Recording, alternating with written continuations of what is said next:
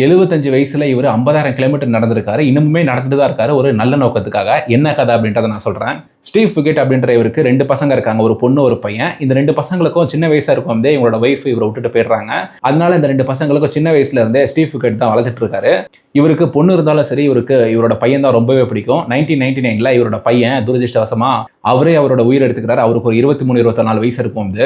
அதனால Steve forget அப்படின்ற இவர் ரொம்பவே சோகமாயிட்டாரு. எனக்கு எல்லாமே என் பையன் தான் அப்படின்னு சொல்லி நினைச்சிட்டு இருந்தான். அவரே இறந்துட்டார் அப்படின்னு சொல்லிட்டு 1999ல இருந்து 2001 வரைக்குமே இவர் ரொம்பவே சோகமா இருக்கார் 2 வருஷம். இவர் சோகமா இருந்த அந்த 2 வருஷத்துல ஒரு விஷயம் இவருக்கு புரியுது. நம்ம சோகமா இருக்கிறதுனால ஒரு பிரயோஜனமும் கிடையாது. நம்ம சந்தோஷமா அடுத்த வேலையை தான் பார்க்க போனோம் அப்படின்னு சொல்லிட்டு இவருக்கு ஒரு விஷயம் புரியுது. புரிஞ்ச உடனே நம்மளோட வாழ்க்கையை கண்டிப்பா நேசிக்கணும் அப்படின்னு சொல்லிட்டு இவருக்கு புரிஞ்ச அந்த மெசேஜை அமெரிக்காவில் இருக்கக்கூடிய எல்லாருக்குமே நான் தெரிவிக்கணும் அப்படின்னு சொல்லிட்டு 2001ல லவ் லைஃப் அப்படின்னு சொல்லி ஒரு போர்டை வச்சு அமெரிக்கா முழுக்க நடக்க ஆரம்பிக்கிறாரு. 2001ல 2005ல இவரோட பொண்ணு இறந்துடுறாங்க. இருந்தாலும் பரவாயில்ல, இவரோட நடப்பயணத்தை நிப்பாட்டினார்னு சொல்லி கேட்டீங்கன்னா கிடையாது. அமெரிக்கா முழுக்க இன்ன வரைக்குமே 50,000க்கு மேற்பட்ட கிலோமீட்டர்ஸ் இவர் நடந்திருக்காரு.